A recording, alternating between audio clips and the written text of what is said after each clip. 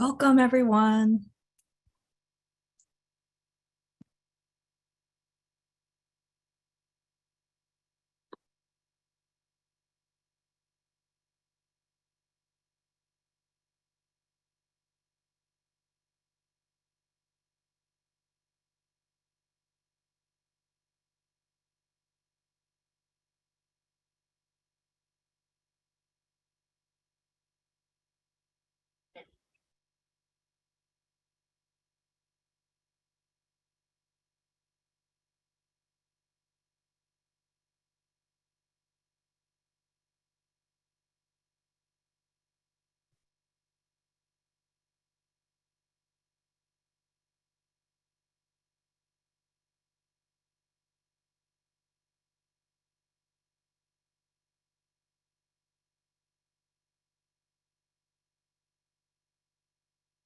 Hi, Claire. Thanks for joining us. We are pumped as well. For those of everyone that's joining, if you want to type in the chat just to say where you're coming from, that would be amazing.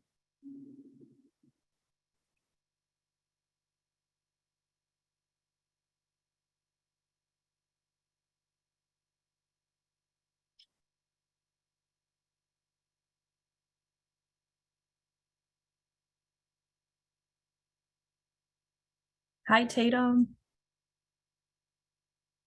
Claire, I'm also in Des Moines, so hello.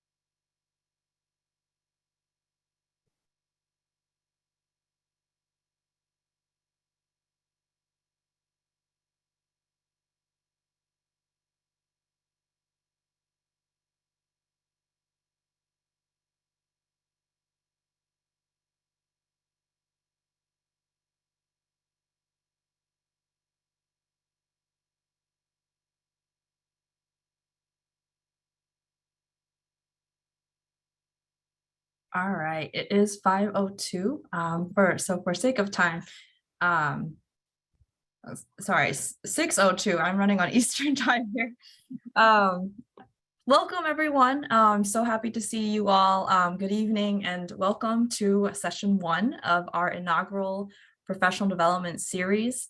My name is Dr. Tina Wu, and I serve as the University Relations Coordinator with Manners, or the Minorities in Agriculture, Natural Resources, and Related Sciences. And I'm joined today with my co-hosts, Dr. Latrina Staley, who's a soil scientist and the DEI Director at the Soil Health Institute, and Ms. Renee Bolden, who is a chapter and community builder with Soil and Water Conservation Society. And the fourth member of our dream team is Mr. Dwayne Matthews. He is on the line here today. He can't stay, but Dwayne, if you want to say hi, just go ahead. Good evening, everyone, and thank you all for joining us this evening. It's going to be a great webinar, and we have some great panelists and a great planning team for this webinar series. So please, please, please make sure you are answering or asking questions and interacting with our panelists because you are in for a treat. So sit back, relax, and I'm going to turn it back over to Tina. Thanks, Dwayne. So I just want to provide some context for this workshop series. It really came about through organic conversations between Manners, SHI, and SWCS, and having a desire really to address the disparity in STEM leadership positions held by minority professionals. So the goal of the series is really to provide you all with ongoing and accessible development training to prepare you all as students and early career professionals for positions of leadership, to ultimately advance the diversity in agriculture, natural resources, conservation, and related sciences. So with that goal in mind, like Dwayne said, please engage. The series is free and open to anyone. You don't have to be a member of either Manners, SHI, or SWCS. The session is recorded and will be available for viewing on all of our host websites. And as attendees, you will all receive a certificate at the end of each session. So again, we have an amazing lineup today who hold a wealth of knowledge. Please remember to ask your questions in the chat or in the Q&A box. And with that, I'll turn it over to Dr. Staley to introduce today's speakers. Okay. And thank you so much, Tina. Now we'll present our speakers for today. First speaker for today is Ms. Beatrice Faulkner. Has been a practicing scientist for over 20 years as a forensic DNA expert. She is also a professional life and career coach who has spent the last 6 years helping clients create balanced success. She started her career coaching executives on emotional intelligence in the workplace. However, she craved more personal fulfillment, so she opened her own coaching practice, Creative Solutions Hub LLC, in 2016. A business rooted in high-level personal development. Beatrice feels fortunate to have found her calling as a coach and is passionate about making a difference in other people's lives. Ms. Faulkner holds a BS in biology from SUNY at Purchase and an MS in pharmacy with a concentration in forensic DNA and serology from the University of Florida. Our second speaker is Dr. LaKisha Odom. She joined the Foundation for Food and Agriculture Research in September 2016 as a scientific program director to pursue her commitment to promoting innovative science and interdisciplinary thinking to tackle today's complex challenges in food and agriculture. She is committed to cultivating increased diversity in a new generation of food and agriculture scientists. Dr. Odom has worked at US EPA in the Office of Research and Development and the Office of Solid Waste and Emergency Responses Brownsville Redevelopment Program. After receiving her doctorate degree, she served as an early career intern for the Public Policy Board of the American Phytopathological Society. And in 2013, Dr. Odom became an American Association for the Advancement of Science and Technology Policy Fellow at the U.S. Department of Agriculture Biotechnology Regulatory Service, where she managed a diverse portfolio, which included working with the OECD Working Group for the Harmonization of Regulatory Oversight in Biotechnology. Dr. Odom received her bachelor's degree in environmental science from Tuskegee University, her master's degree in environmental resource policy from George Washington University, and her doctorate in integrative biosciences from Tuskegee University. So with that, Dr. Odom, I'm going to turn it over to you. Oh, thank you so much. I'm so excited to be able to share a little bit about my journey with everyone today. And I think Dr. Staley did a great job of providing an overview. Wait, make sure everyone can see my slides. So one of the things that Dr. Staley mentioned when we were prepping for this is definitely talk about our career path, but also to share our story. And as I was preparing for this talk, I looked at kind of the acknowledgments or the journey laid out from Tuskegee to where I am now in undergrad. And I tried to figure out like what piece would be the story. And I think I'll describe to you all the things that I've obtained, but the story for me is that I didn't necessarily start out at Tuskegee in undergrad knowing that this is where I would end up, right? And so for me, so much of my story has been continuing to explore those things that excite me and that give me energy, and wanting to create a difference in the world has led me to all of these different opportunities that I didn't even know existed at the beginning of my career journey, right? So I think the main takeaway as I share this is that I didn't know what I was doing through any of this. I was just doing one thing and the next thing and then the next thing. Some people have a far clearer plan to their life. That's not necessarily how I moved through my career. I was always pursuing knowledge. I was always pursuing ways to challenge myself, but I didn't necessarily have this, I'm going to now end up as a scientific program director. And in all honesty, I didn't know what a scientific program director was, probably in undergrad or graduate studies. So I did definitely start at Tuskegee. I was interested in environmental science and I wanted to understand what that looked like. And then that led me to working at EPA, both in the Office of Research and Development and the Brownfield Office. At EPA, I started to develop an interest and excitement around environmental justice and wanting to understand how policies impact all of our population, not just certain groups, and then who are those groups that are maybe more sensitive or need to be more protected. And while I was at Tuskegee in undergrad, I took a course in biotechnology, and I got really excited around understanding how science can improve the ways that we develop food and feed the world and protect folks from pests and protect people and provide more nutrients. And so initially, when I got my undergraduate degree, I never thought I would go back and get my PhD. I was done with school after my bachelor's. I was never going back. But then there was always that interest or excitement around the ways in which science and policy can change our world for the better. So while at EPA, I thought, well, if I'm in a federal position, I should probably learn more about policy. I'm in a lot of positions in these offices where policy decisions are being made. So I decided to go to George Washington University, and I could pick any topic I wanted. So I wanted to go back to my excitement around biotechnology. So I thought I will do a project looking at the impact of, or why different regulations are the way that they are in the U.S. versus abroad. So looking at global regulations of biotech and what makes people make those types of policy decisions, what historically has happened, how do they relate to science? And so, again, you can see the story of excitement and interest around policy and science and understanding why people make the decisions that they do. So then while at EPA, I thought, well, if I'm going to stay in these policy positions, I'm in a lot of offices where people are making policy decisions, but they aren't scientists, but they're making decisions about science. So I'd like to go back and get a PhD. And around that time, Tuskegee was creating a new integrated biosciences fellowship. So that was their PhD program. I was part of their inaugural cohort. But one of the things that was extremely exciting to me is this particular program, you had to have multiple disciplines. You had to have 2 different PIs.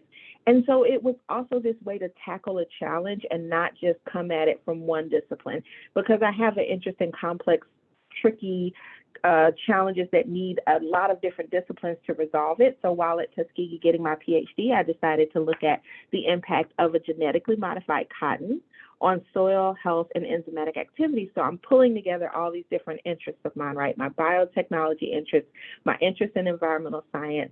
Now I'm expanding it to learn more about soil science and plant science.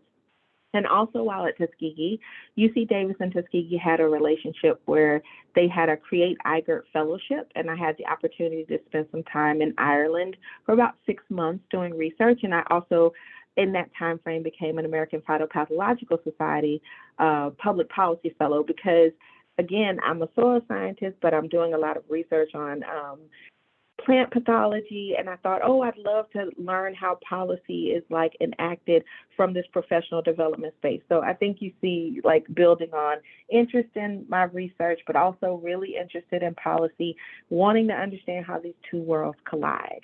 After I finished my postdoc, there was an opportunity for me to become a AAA Science and Policy Technology Fellow, and that takes researchers of any walk of life. Like you could be a tenured professor, you could have just graduated with your PhD 6 months ago. And it places them in federal agencies and allows them to see how PhD scientists can contribute in the federal space. And that led me to be at USDA for 2 years. One of the things I learned about myself through a lot of this process, though, is I'm also a person that needs to understand my impact in the world. I have a series of personal values that are extremely important to me. And one of those is I need to see that I am making a difference. And it was very difficult for me, at least in the federal spaces, to see my impact in the same way. So while all these things are happening, I'm thinking about wanting to provide more impact. FAR is created in the 2014 Farm Bill, and I'll tell you a little bit more about that in a minute. But this new organization that never existed before was created, and they wanted folks to come in and help to design their programming. So then there was a position available for scientific program director. I had no idea what that would look like or what that would entail. And I initially didn't want to apply. I saw the position, I didn't apply. And I had a couple of friends that knew about the organization, and they said, your collection of skill sets would really be well suited.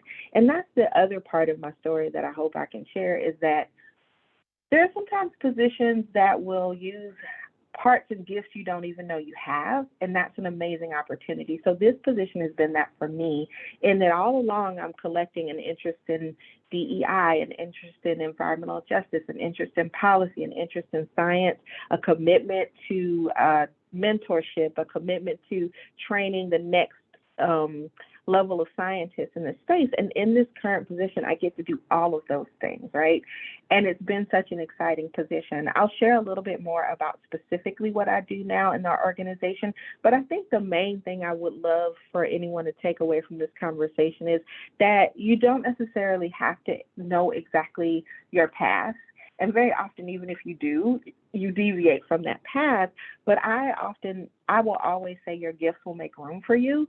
So it's, as long as you are exploring those things that you are passionate about, that you are interested in, that you want to give your full self to, the number of doors that will open for you that you don't even know exist, it's really hard to capture. So I'll just transition and quickly tell you a little bit about what it means to be a scientific program director.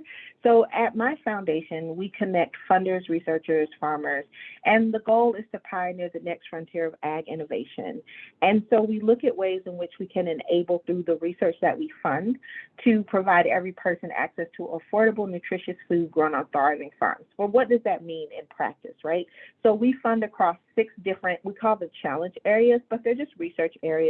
So we fund work in next generation crops, which means we look at the future for the challenges we have due to climate change, drought, et cetera. What types of crops would be healthier in that environment?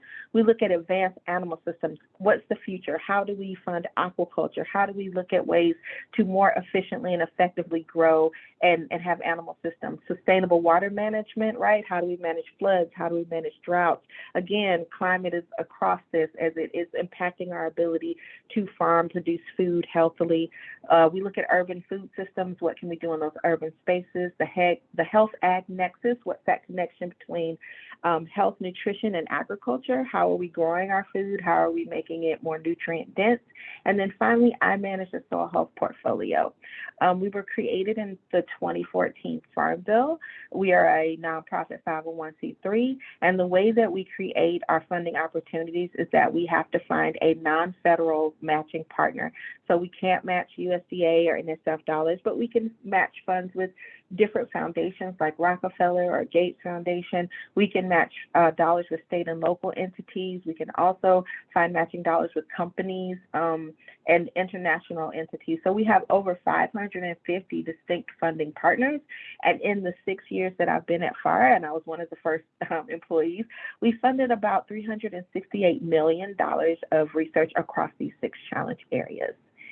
And specifically in my soil health portfolio, I focus on looking at resiliency and adaptation, as I mentioned, looking at ways in which we can address changing climate, how we can provide site-specific decision-making to farmers and ranchers so that they understand how to effectively manage their soil, how we can ensure farmer well-being, profitability, and making sure that farmers and ranchers can grow food in the most cost-effective way, and then thinking about pathways to adoption. We have a number of things that we know will protect our soil, and Dr. Staley's organization funds a lot of this amazing research, but the struggle is around how do you encourage adoption, how do you enable adoption of these practices.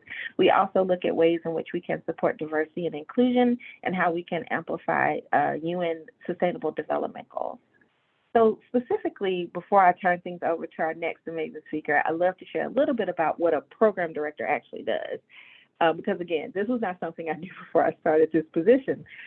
So a lot of times I spend time looking at ways in which to priority set and understand what the next future set of research priorities are. We develop a lot of relationships. I spend a lot of time engaging with partners. Many of the folks on this call or on the panel are folks that we would engage with to understand what their research needs are. And then if there's some commonality among our goals, we can then co-fund potentially. We spend a lot of time reaching out to companies and other organizations, understanding what their goals and objectives are and seeing if there's possible alignment.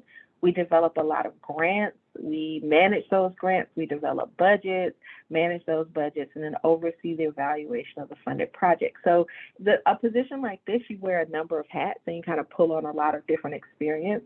And I can't say that when I started my journey, even when I started getting my PhD, I thought I was going to go right back into federal spaces and that's what I would do.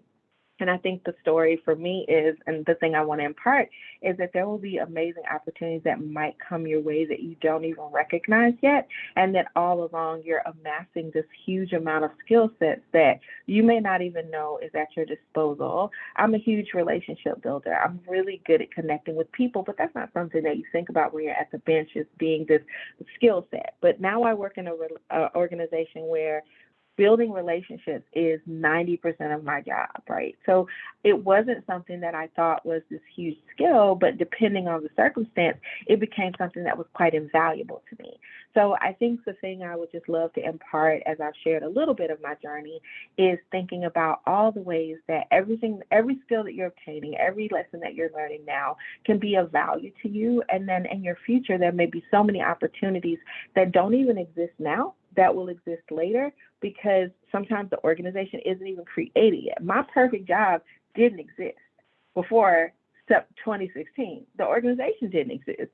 So sometimes you have to make that next amazing opportunity for yourself. It isn't that you'll go work in a specific place. You may create your own business. You may start your own startup. You may create your own foundation. And that's the part that's so exciting about working in these spaces in agriculture, I think, is that the opportunities are limitless. So I will stop now. You'll have plenty of time to ask us questions later, but I just wanted to share a little bit of my journey. And if you have any questions, I can't wait to the Q&A section to hear what you ask.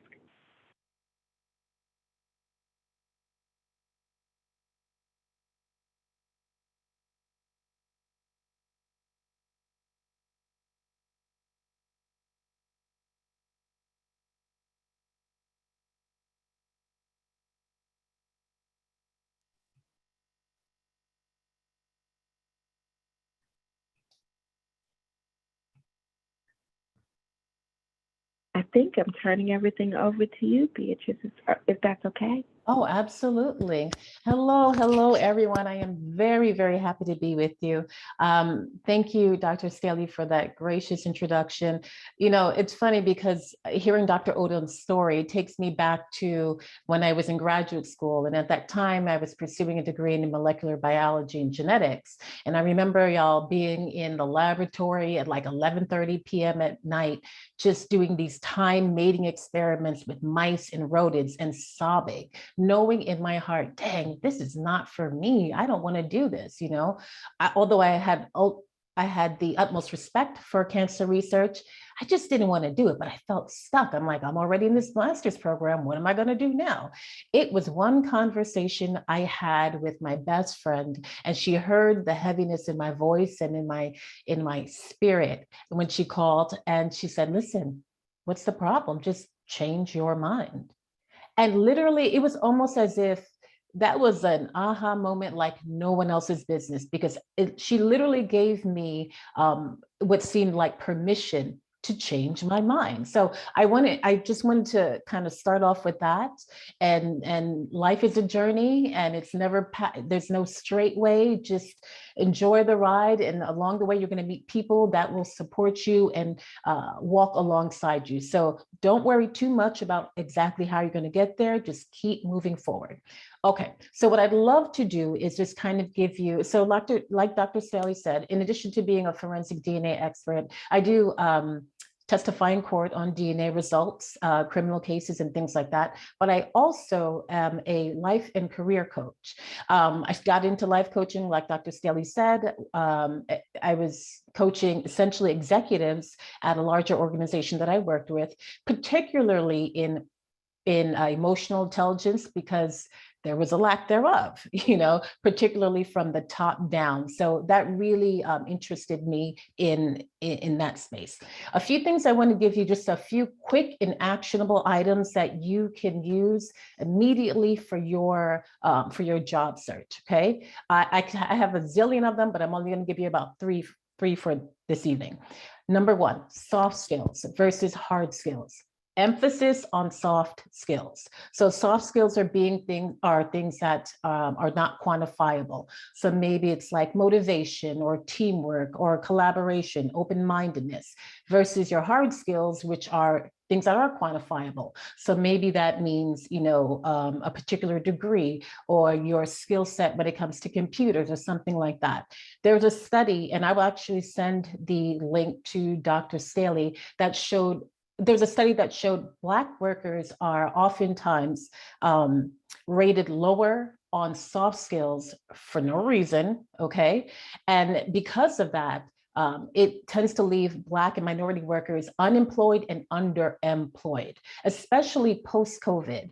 COVID had a lot of, it had a little bit of a butterfly effect. So employers are looking for people who are emotionally intelligent and people who have soft skills. So I'm going to send you that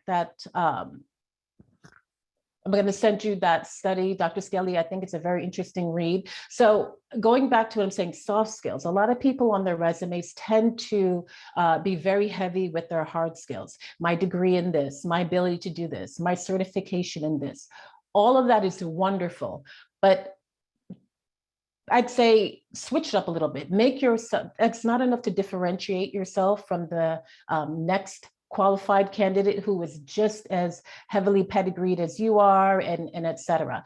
I always say sprinkle in some of the soft skills once in a while. So maybe that might mean, along your hard skills, you put your soft skills on the other side and say open-mindedness, effective communication, leadership, something like that, just to kind of differentiate yourself just a little bit from the next person.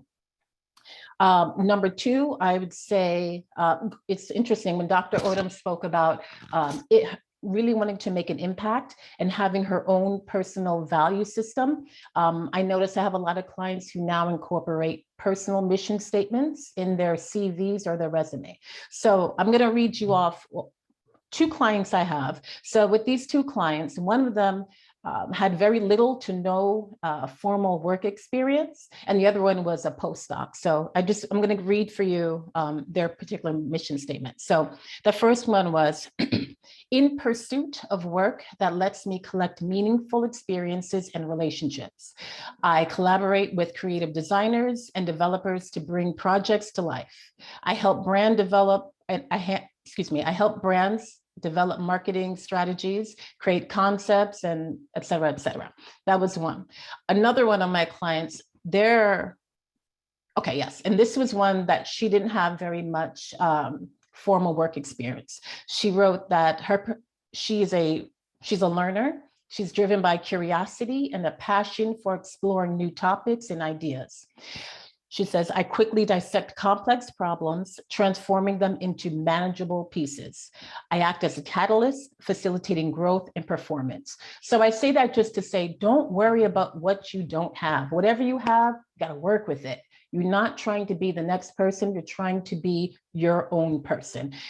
So I don't love the term personal branding. I think it tends to be a little overused, but generate or come up with the recipe for your secret sauce. You know what I mean? Whatever that je ne sais quoi, whatever makes you, you, find a way to package it so it is uniquely you and it makes people want to learn a little bit more about you.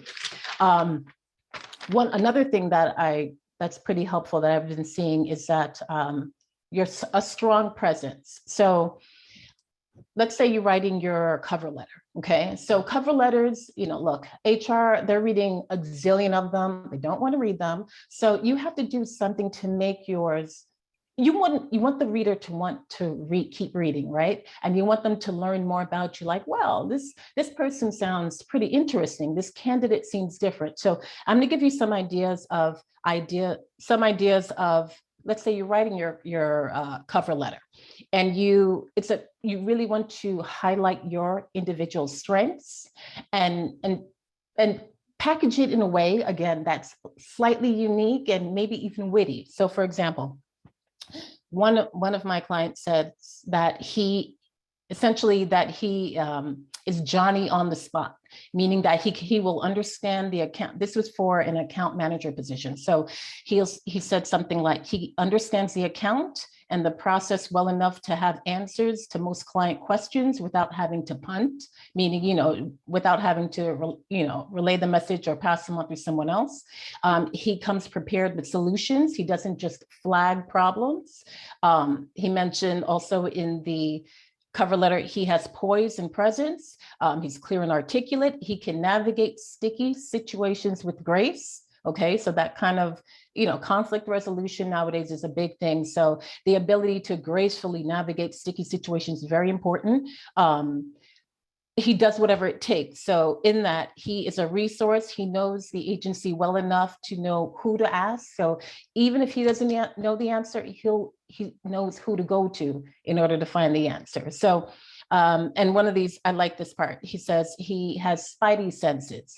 He trusts his gut. And when he knows that something's up, and more importantly, he will communicate his suspicions to whoever needs to know. So if it needs to be escalated, he'll escalate it in a timely fashion. So I say that just to say, really find a way to kind of package who you are and just sell it, sell it the best you can. A few nuggets I really just want to leave you with is, at the end of it, when you get your interview, because it's not a matter of if, it's only a matter of when you get your interview, now you want to get into a space where your actual physical presence in front of that person. Your presence is an invisible resume. You want to be super mindful of everything. So, that's another talk. And something that's really super, super, super important nowadays, if this is the only thing that you learn from my quick talk, your reputation precedes you. Protect it, nurture it, cultivate it by all costs, because a lot of the times it's all you have. A lot of times, especially if you're working in a smaller or a larger industry, again, your reputation will precede you. You want to make sure that you can help control that reputation, that narrative in the way you want people to see you. And that's all I have. I am going to hand it back over to Dr. Stanley. All right, that was wonderful. Thank you, ladies, so much. So now we're going to start our Q&A session. If you have any questions, just please put them in the chat and we'll make sure to answer as many as we can. So I'm going to turn it over to Dr. Wu now. Thank you both so much. That was so informative. So there's one question that we have in the chat. It says, we all have the same 24 hours in a day, but many professionals have found a way to maximize their time and accomplish their goals. Panelists, how do you maximize your 24 hours and what are some tips you can give to us? Let's start with Dr. Odom. Okay, well, I think it's in line so much with what Beatrice shared earlier around the clearer I have become around and I don't love the term brand, but that's the best way to describe it. The clearer I've become around the ways in which I want to be impactful, the easier it is for me to sort through what is important for me to do, right? So it depends on the stage in your career as to when you may be able to activate this. I think earlier in my career, I'm looking for as many opportunities to grow, but still there are some things that aren't necessarily yours to do. And I think that's a lot of hard ego work, right? To acknowledge that this might not be the best opportunity for me. The ways in which I maximize my time now is I really think about what are those things that I can provide some value to, right? There's some things people ask me to do. Anybody could do it, right? It's not necessarily specific to the skill sets that I have. So for me, I'm very specific about the ways in which I can give impact. I'm very clear about my boundaries around time. I ask how much of a time commitment something will be before I give into it. And I think the other piece is, like the previous speaker drove home, your reputation. I also think about, like, if I put my name on this, right? If I align myself with this, is this in line with my values? And sometimes it's not that the opportunity is a good or bad opportunity, it's that it's not aligned with who I am, right? So for me, it's a lot of being quite specific and selective as to what I'm going to give my energy to, what I'm going to get out of it, how I can add value, what I can learn. And if I can't figure out something from those things, maybe this isn't the right opportunity for me. So those are some of the things I would say. Thank you, Dr. Odom. Ms. B? Sure.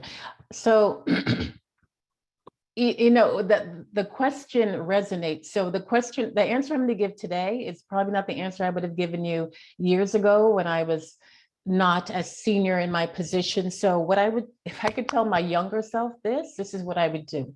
Manage your energy, not your time. There is, you know, the whole idea with the law, is it the law of diminishing returns? I'm not an economist, but basically, you know, I was putting in my mind, in order for me to be productive, I need to work 13 hours.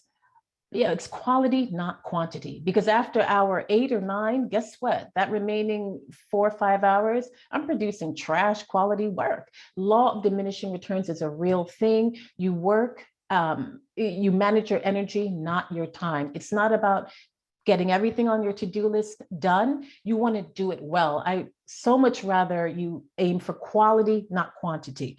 Another thing, organization. So I'm pretty annoyingly organized. My friends and everyone hates that about me. I may be a little anal retentive, but it's who I am. It served me well. Okay, so it's what I am.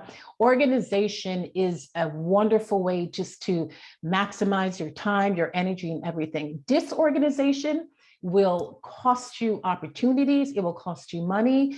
If you are a person who tends to be disorganized, I don't care if you make that your New Year's Eve resolution, get organized as soon as you can and however you can.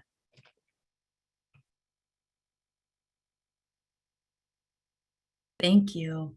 Another question we have is, how has networking impacted your career journey? Can you give some advice on how to take advantage of those networking opportunities? And where do you go for networking opportunities? I'm happy to take this one because I had to grow so much in this space. For me, very early on, networking felt very transactional, right? You walk in a room, you trade the card, and then you move on. And I really, because I'm an introverted person by nature, and I'm a person who likes to form real connections, it's hard for me to work a room. That's not a thing I can do very well. But I remember going to this training once, and someone described networking as getting to know someone and figuring out how you can help them. And when I heard that, the part of me that loves to help and learn and get to know people, I was like, oh, I can network. I won't, and I will never still work a room. Like, that's not how I'm built. And I think one of the things the previous speaker said is, like, you have your own gifts. Don't try to be the other person in the room. So I may go to a conference and only talk to 5 people, whereas a colleague will get 100 cards.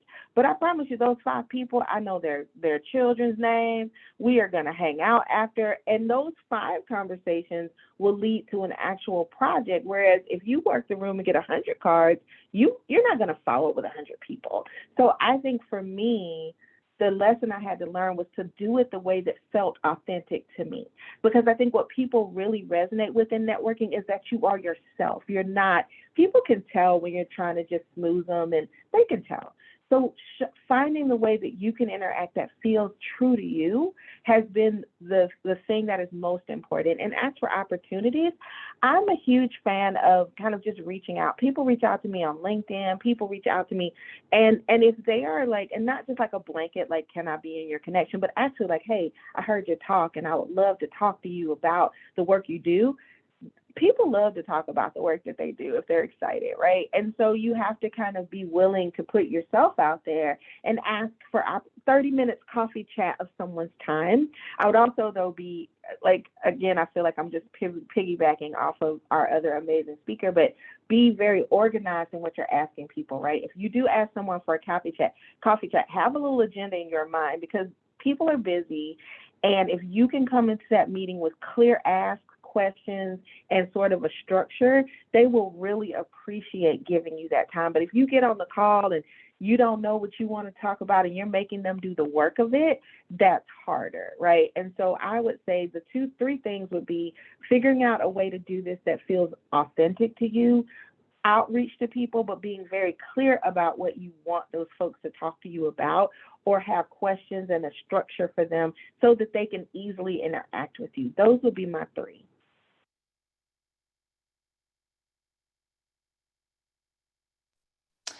What I'd like to say, so I would just want to say, just a preface to the person who asked the question. I don't love the word networking. For me, it has an icky feeling to it. I prefer, and it's not, I'm not trying to spin it, but rather than network, think about relationship building. Basically, kind of like what Dr. Odom was just saying.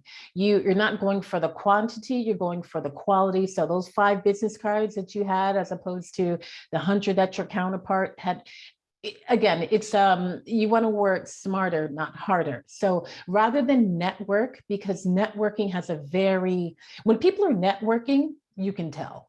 And nobody wants to really build a relationship with a person who's networking. So think more about relationship building and versus networking. So another thing too, when you're trying to build relationships, it's not only, hey, what can I do? What can I have from you? Or can I, whatever, offer whatever you can also. Do they need a speaker? Do they need, a coach, a tutor, or anything for their organization? See how you can help service them as well, and it could be mutually beneficial. So go into it, you're trying to form relationships. These things are going to last a lifetime anyway, so really do the work up front, and then slowly allow it to develop, nurture it, and things like that. Don't go for that quick fix overnight. It's not going to work. Better to take a little time and nurture it, because you'll get better quality product at the end. Building relationships. I like that way more than networking. Okay, we have another question. What advice do you have for someone that's saying, if I get a very good opportunity, but know that my ability may not be competent, should I go for it or not? Ms. Faulkner, do you want to start? Can you repeat the question, Ms. Wu? I Yep. want to make sure I understood. Yep, so they say, if I get a good opportunity, but I know that my ability may not be competent, should I go for it or not? So a question about confidence in their ability to perform well in the opportunity. So I'm going to say to the person who asked the question, I respect your honesty and you're being vulnerable.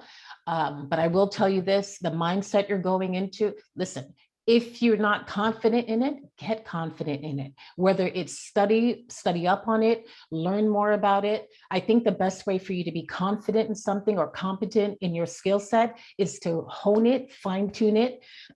If it's learn, I would say, do a deep dive into whatever you're trying to work on and to get more confident in. You want to build a mastery. So that mindset of, well, if I get a good job and I'm not, no, that's not even going to be your frame of thought after you get to a point where you're almost at mastery. So don't focus on, should you take this position because you don't feel that you may be, up to par. Just figure out, okay, I'm going to take this position, and guess what? I'm going to get up to par before I get there. Find a way. And don't psych yourself out. There's so many people outside who are waiting to psych you out. Don't do it to yourself. Dr. Odom, anything to add? I would add, as a person that will hire folks for our organization, the expectation that when someone writes a job position that everyone will be a master at every one of those bulleted points is unrealistic, right? So the reality is, if they have hired you for this position, it's not because you're not qualified. And so there might be some spaces where I've had positions where if there's some skill I don't know, they plan on training me. Or again, there are all these other opportunities that you can have. Get a mentor that knows how to do this and talk them through it. But I don't think you're walking in at a loss, because these people saw your resume. And unless you completely falsified everything on it, and I'm sure you did not, they saw that you had more of the skills that they need than any other candidate. So you are qualified. You will continue to grow. What will be the fun of having a job where you knew how to do everything, right? You learn as you grow in your career. So this may be just a great opportunity to do all the things that Ms. Faulkner suggested to learn, but also they are aware of your skill set. They saw your resume. They still wanted you to have this job. There are tons of things I didn't know how to do when I started this job. Development, budgeting, fundraising, no idea how to do any of those things. And yet in the 6 years, I've become extremely successful in doing it. So don't psych yourself out. You're more than qualified, and you have the ability to grow and change. So you're not a static point in time, right? You will continue to evolve and amass new skill sets. So think about it like that instead of I don't have, but think about it as all the skills I can grow. Thank you both. So you mentioned talking about soft skills earlier. Claire has a question in the chat. How can students get these soft skills outside of school? Can you talk about mentorship, leadership societies, and other opportunities you have engaged with, and how you decide which opportunities to spend your energy on? So I would say the good thing about soft skills, you don't have to pay for it. I mean, there's so many wonderful books out on this topic, on emotional intelligence in the workplace, and they touch upon soft skill. I would say, go to a bookshop and see or even go to New York Times, see what what they have as far as personal development. There's a ton of books on soft skills. There's no one that's a magic bullet. They all kind of have the same premise. Just pick up a book and start reading it. Also look at videos like YouTube, for example. Nonverbal communication is also a part of soft skills. People don't realize that.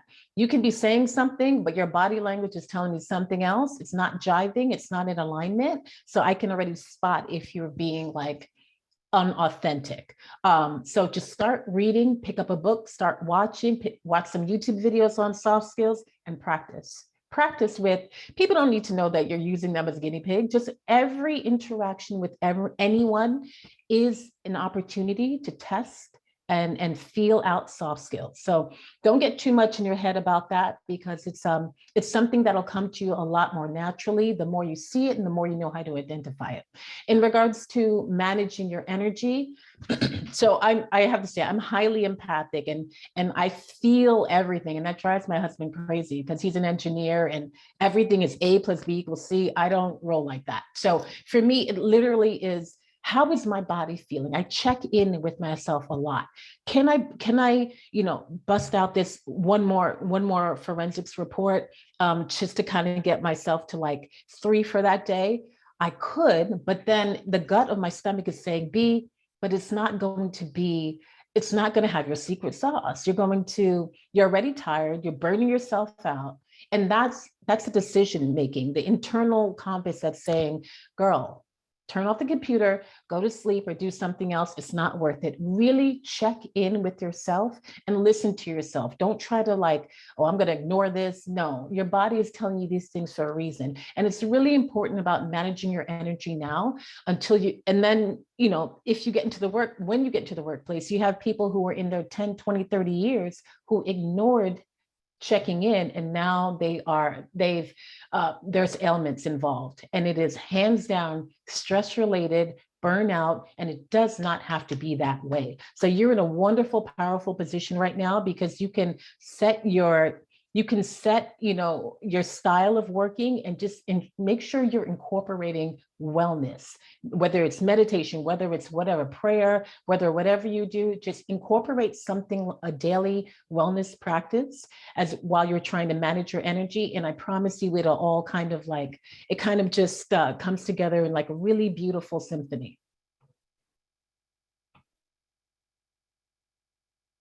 And I'm happy to share a little bit of the experience I've had in obtaining soft skills through partnering with our professional societies. So I'm a member of Tri-Societies. I'm a member of Soil and Water Conservation Society, right? So there are often opportunities at the undergrad and graduate level to learn more about policy, or most professional societies have an undergraduate or graduate chapter where if you want to test out your leadership skills, if you want to test out your organizational skills, it's a tricky space to be in where you protect your energy, but there are opportunities you can volunteer, right? But just be clear about what you're going to get out of it and what you're going to get into it. Because one of the things I have learned, right, is I didn't always do the best job of protecting my energy. And so the clearer I become about my boundaries, the easier it is to protect my energy. And so there's some spaces where I'm clear about the amount of energy I can give to something, because I don't want to start giving bad energy, right? You can spend a lot of time doing something poorly, right? I think we've heard that, right? So how can you bring your best self to something? So there are lots of opportunities within professional societies, looking for opportunities within your department potentially to have some leadership, depending on what those soft skills may be, right? It may be that you want to get better at organizing some things, or leading a team, or figuring out how to build relationships. You can do all of those things, but I caution, because I'm a cautionary tale, right? And sometimes you're overcommitting yourself and you're not getting the full benefit of the skill that you're learning. So I think it is really important, as Ms. Faulkner said, to think about, like, have a plan for yourself. Be organized about what skills do I want to gain? How can I find opportunities to do that? Ask your mentors. If you don't have a mentor, get a mentor or two or three that can help you navigate these spaces. And then, but be very judicious, right? Be very, like, guard your energy like you're hoarding gold. Like, that is, just guard it, because you have so many gifts and the world will want all of it, all at once and all the time. And at some point, you'll look up and realize that you may not be as excited anymore or as joyful about what you were doing because you've overextended yourself. So you're protecting your joy and passion and intelligence, your unique gifts. You have to protect them, right? And so there are some spaces where, as you're thinking about those soft skills, that's probably the strongest soft skill to develop within yourself, is what Ms. Faulkner was talking about, being able to check in with yourself and trust your gut and say, I really don't want to do this. That's probably, you shouldn't, well, ask yourself, is it fear or is it a real feeling? Because sometimes fear can be motivating for me. If I'm nervous, I think I should push. But sometimes my body's like, no, don't go over there. And I go over there, and then I wish I hadn't gone over there, and I'm tired and beat up in the corner. So if you can develop that soft skill of really trusting your intuition, trusting your gut, trusting whatever you call that thing, spirit, God, whatever you want to call it, right? It's telling you something. Your body's communicating to you, and it's really important to pay attention to it.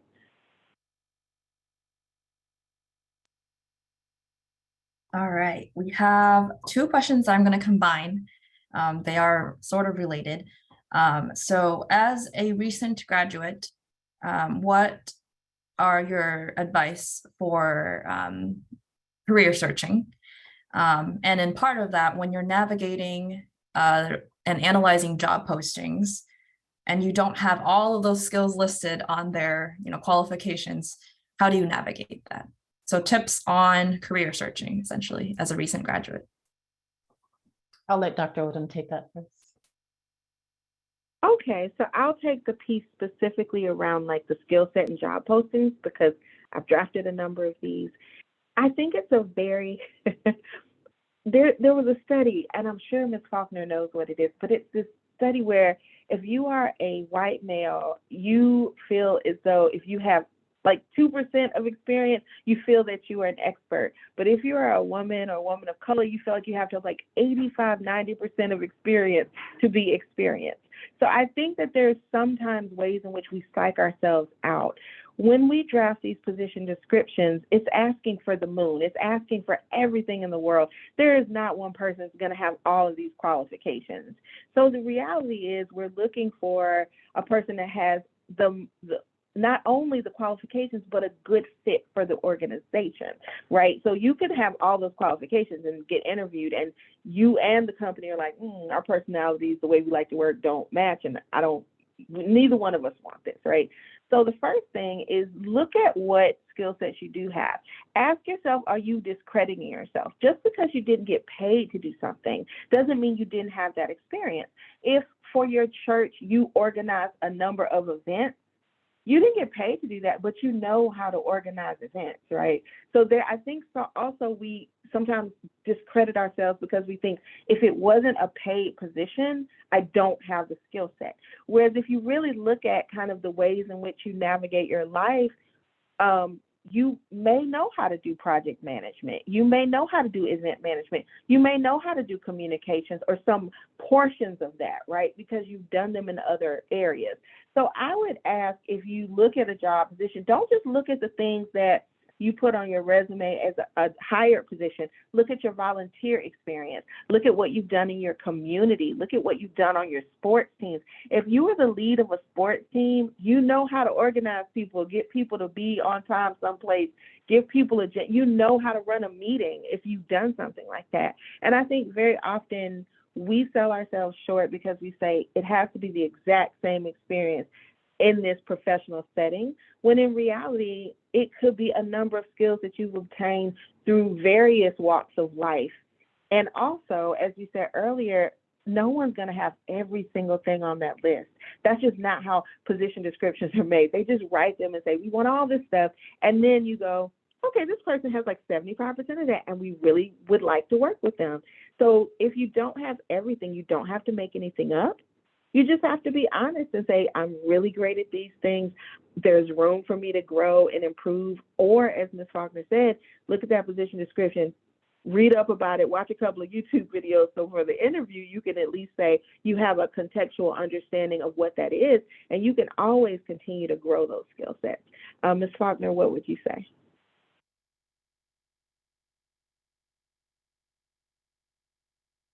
I think you're muted.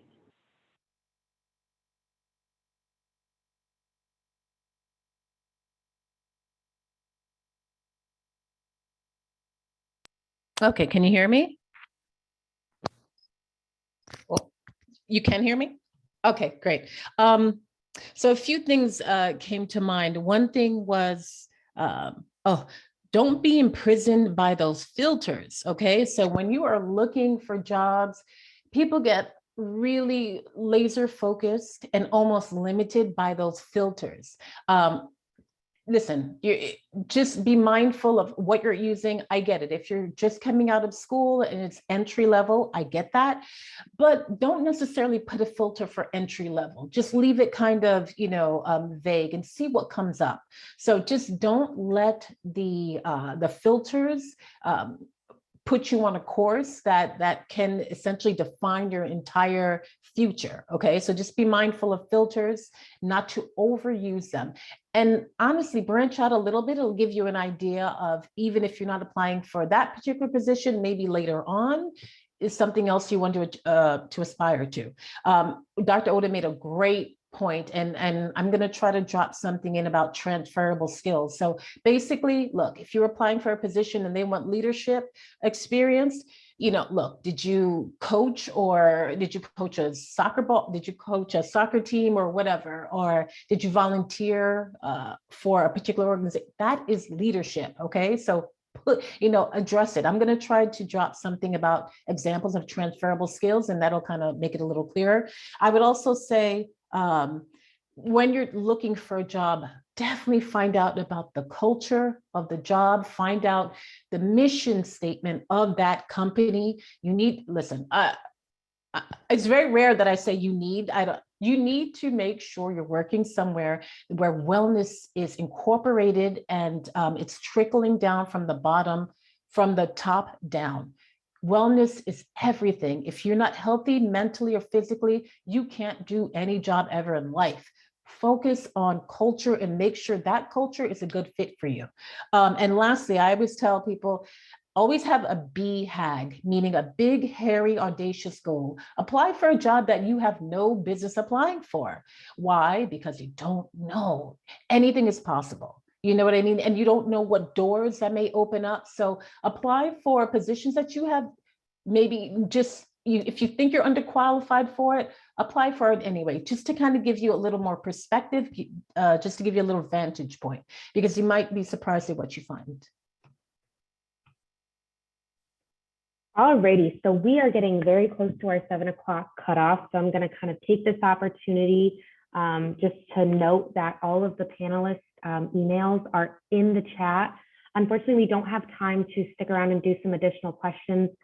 Tina's got another call right at 7, so we're going to let her get to that. But I did notice that there are a couple questions that we didn't quite get to in our Q&A. So we're going to take those out, and we're going to follow up in an email and let our panelists answer those in text. I do just want to have Dr. Staley, if you could pull up that slide with some information on that. So we do have more of these sessions coming to you. So take a look at our website. Our next session is going to be October 20th, and it's about money management, financial literacy, and how you can really make that work for you in your career and in your life. Our speaker for that event was on this call, so we're really excited to hear what she has to say. So go ahead and definitely register for that event. I'm going to post that right in the chat now. And then also, if you scan that QR code, we do have a survey to just kind of help us see how we can improve these events and make them work better for you in the future. So please share any insight you have with us at that link. It's also in the chat. And I just wanted to give a huge, giant thank you to our wonderful speakers, Dr. LaKisha Odom and Ms. Beatrice Faulkner. You folks shared some great advice, and I think especially my boss has been very inspired. She was sending me chats about how she's so excited to use some of these insights. So I guess I wish I had this advice too when I was applying for jobs and kind of starting my career journey. So thank you all for your wonderful perspectives. And to everyone, thank you for joining us, and to the organizers, Manners and Soil Health Institute, and as well with Soil and Water Conservation Society. This has just been such a great team to work with. So definitely kind of learn more about those organizations. We have so many different opportunities, including scholarships, internships, other student programmings, and even job boards and things like that to help you on your career journey. So our websites are also in the chat. And again, thank you all so much for joining us. This recording will be available on those websites as well following the event. And thank you again. Don't forget to join us on October 20th for the next session. Take care.